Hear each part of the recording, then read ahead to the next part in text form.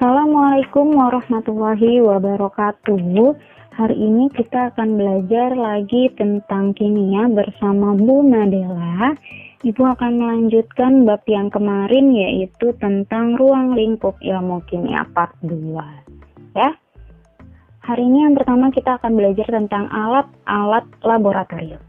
Mungkin dari teman-teman sudah ada yang pernah melihat atau bahkan memegang atau bahkan menggunakan, ya. Yang pertama ada gelas ukur. Apa itu gelas ukur? Digunakan untuk pengukur volume cairan.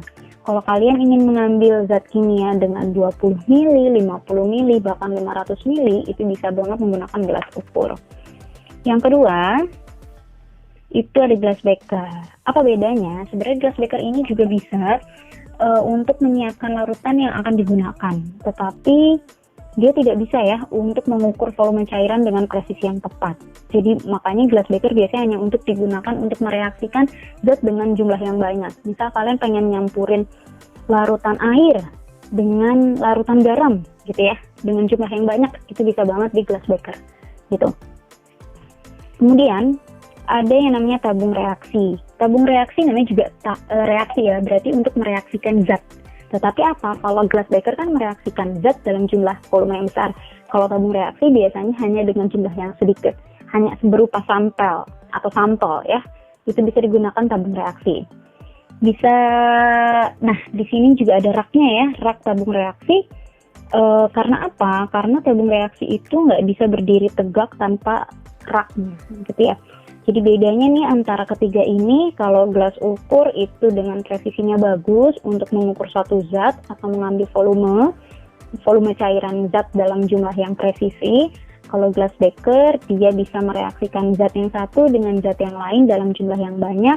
Kalau tabung reaksi, dia bisa mereaksikan zat tapi dalam jumlah yang sedikit. Kemudian ada Erlenmeyer. Erlenmeyer ini digunakan juga untuk mereaksikan zat, tapi dengan yang namanya titrasi. Jadi Erlenmeyer ini biasanya ada temennya, namanya buret. Ya, buret. Ada tuh di LKS kalau kalian mau lihat. Buret itu digunakan sama Erlenmeyer untuk melakukan titrasi. Apa itu titrasi?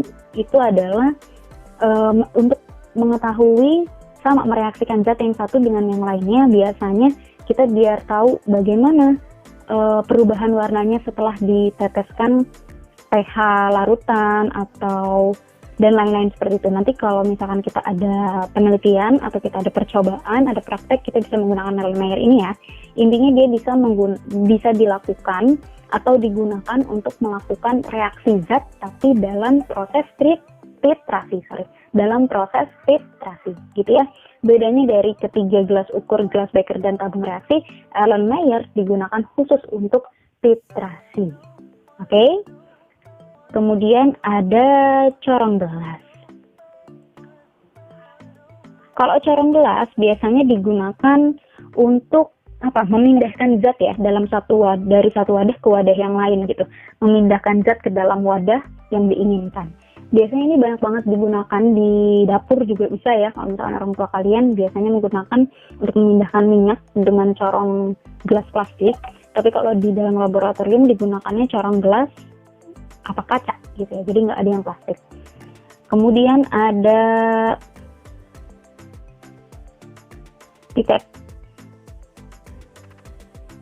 Nah, kalau pipet ini digunakan untuk mengambil zat gitu ya, mengambil larutan atau zat kimia dengan volume tertentu sesuai dengan ukuran pipet.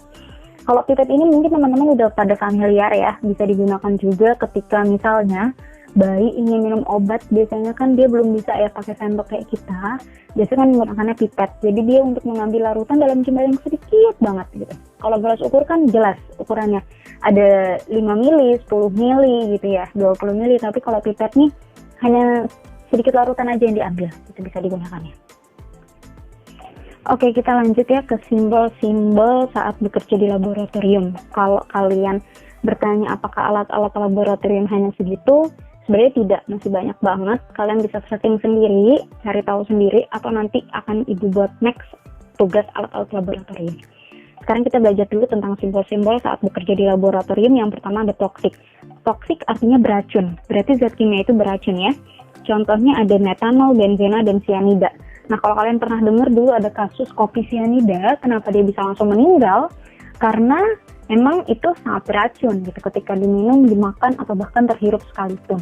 Nah, makanya cara memperlakukan zat ini itu adalah dengan menggunakan masker, tidak diminum atau tidak dicicipi, terus bisa menggunakan sarung tangan, dan alat pelindung diri lainnya. Yang kedua ada gambar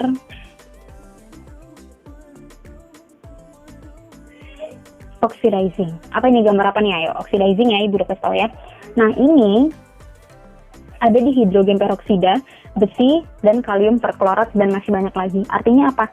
Senyawa ini mudah teroksidasi. Kalau kalian pernah lihat apel dibuka, dia kan tidak bisa di udara secara terbuka lama-lama ya. Dia pasti berubah warna menjadi coklat karena dia mudah teroksidasi. Sama bahan kimia ini juga mudah teroksidasi. Bagaimana cara memperlakukan zat ini? Yaitu biasanya kalian tutupnya dengan rapat ya, rapat tutup botol yang terisi zat ini dengan rapat sehingga zatnya tidak mudah teroksidasi gitu. Kemudian ada lambang X. X ini adalah lambang iritan.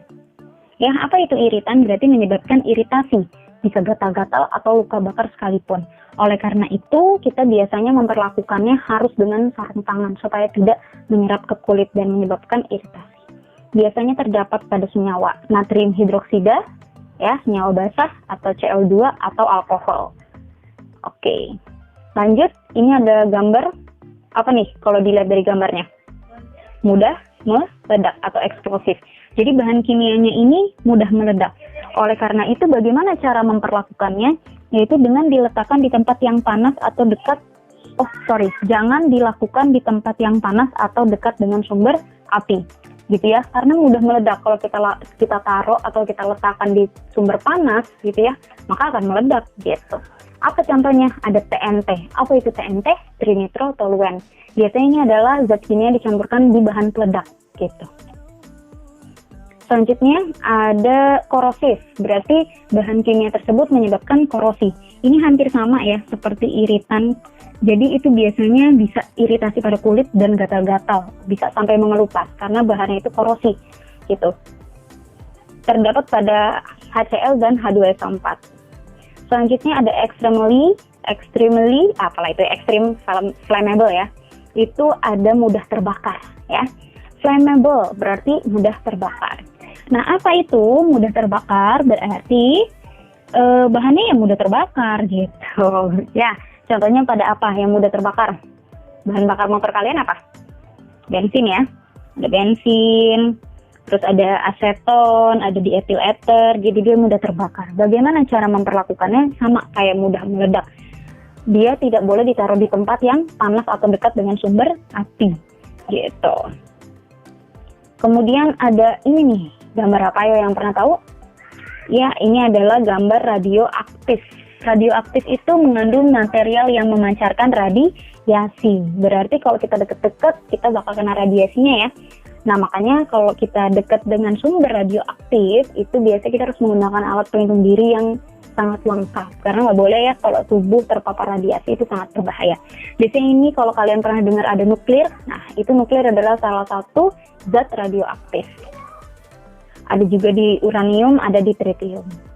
Selanjutnya ada danger harmful. Apa itu? Berarti danger harmful. Berarti artinya adalah simbol ini mengatakan bahwa dia dapat merusak kesehatan tubuh bila kontak langsung dengan tubuh. Jadi dia dapat merusak tubuh apabila kita kontak langsung ya, tanpa menggunakan APD sekalipun. Ada contohnya di ethylene glycol ya. Itu makanya kalau kita dekat-dekat sama ethylene glycol kita harus menggunakan APD yang lengkap. Yang terakhir ada dangerous for the environment. Ini berarti danger, berarti berbahaya ya. Berbahaya untuk lingkungan. Contohnya seperti apa? Biasanya ini oleh pabrik-pabrik yang tidak bertanggung jawab membuang bahan kimianya secara ya udah gitu tanpa diolah terlebih dahulu sehingga menyebabkan pencemaran lingkungan dan berbahaya. Berarti bisa menyebabkan kematian untuk hewan-hewan atau makhluk hidup yang ada di dekat lingkungan tersebut. Contohnya ada petroleum dan bensin, ya. Itu dia kalau kita buang sembarangan, itu bisa menyebabkan pencemaran lingkungan, gitu. Berbahaya banget untuk lingkungannya. Oke, untuk simbol-simbol saat bekerja di laboratorium, apakah hanya ini? Ayo, kira-kira apa? Kurang lebih yang paling sering digunakan pada simbol-simbol saat bekerja di laboratorium ini adalah ini ya, gitu. Kalian harus hafal bagaimana gambar ini tuh berarti apa, terus bahan kimianya apa, cara memperlakukannya gimana gitu ya. Di LKS ada, silakan lihat atau putar lagi videonya terus supaya hafal.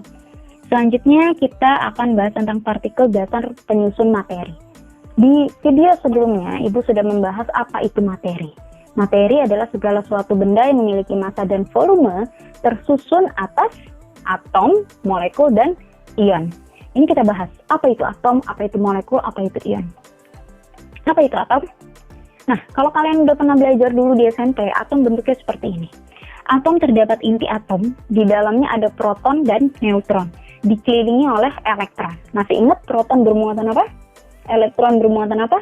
Neutron bermuatan apa?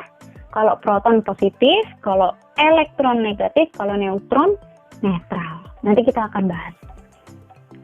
Apa itu atom? Bagian terkecil dari suatu unsur atau suatu atom yang tidak dapat dibagi lagi. Berarti atom itu adalah bagian terkecil yang tersusun dari suatu unsur, gitu. Jadi ibarat kata gini, ketika kamu punya batu kamu potong-potong sampai potongan tersebut tidak dapat dihancurkan atau dipotong kembali.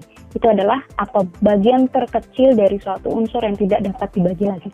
Contohnya apa? Ada atom oksigen, atom hidrogen, dan atom natrium. Di sini Ibu ada gambar tabel periodik unsur kimia. Ini adalah unsur-unsur kimia yang ada di muka bumi ini. Nanti kalau kita sudah belajar langsung, kalian harus punya ini ya. Karena apa? Karena informasi di tabel periodik ini sebagai pelajar IPA harus tahu gitu ya. Unsur ini apa lambangnya? Unsur kalsium lambangnya seperti apa? Nomor atomnya berapa? Gitu ya. Jadi harus nanti kalian suruh menghafalkan, nggak semuanya, hanya beberapa golongan gitu ya. Jadi cari aja di toko buku terdekat gitu tentang tabel periodik, beli gitu ya. Oke, ini adalah contoh-contoh dari unsur kimia yang di dalamnya terdapat sebuah atom. Jadi kadang kita bisa sebut sebagai atom natrium, atom hidrogen, atom helium, dan lain-lain. Kemudian ada yang namanya molekul. Apa itu molekul?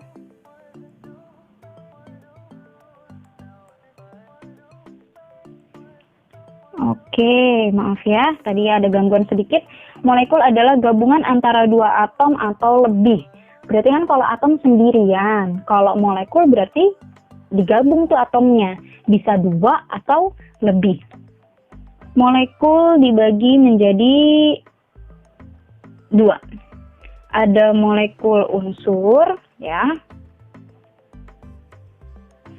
Sorry ya nak ya, gangguannya.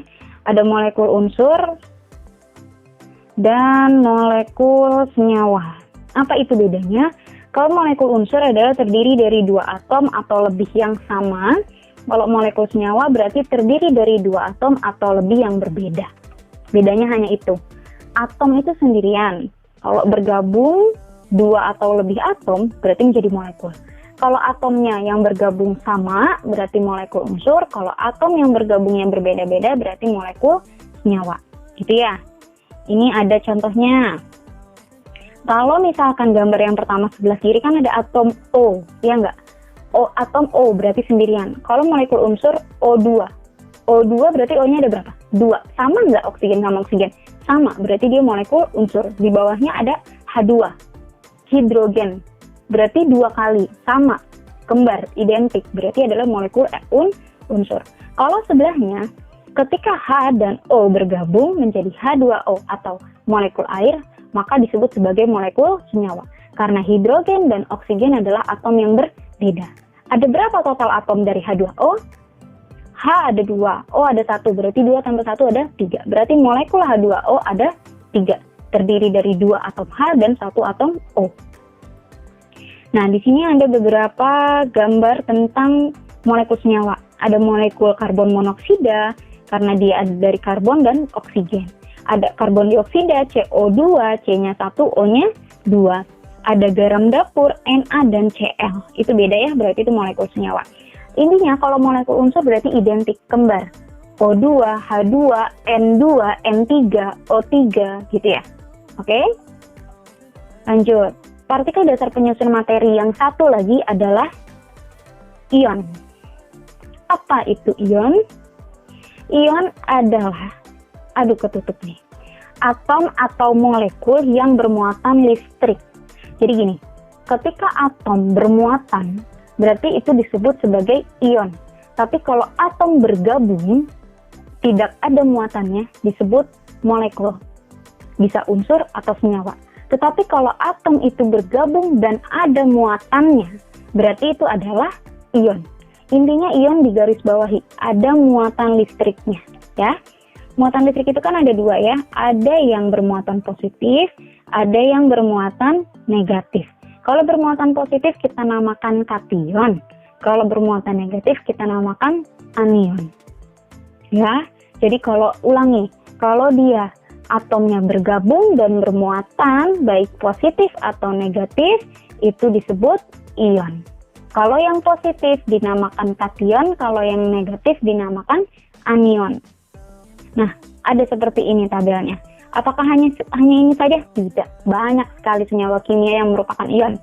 Ada Na+, Mg2+, Al3+, H+, K+, Cl-, O2-, S2-, I-, CO3-. Coba kita lihat. Na+, berarti kan itu adalah atom yang bermuatan positif. CO3-, berarti itu apa? Atom bukan? Bukan. Tetapi apa? Molekul senyawa.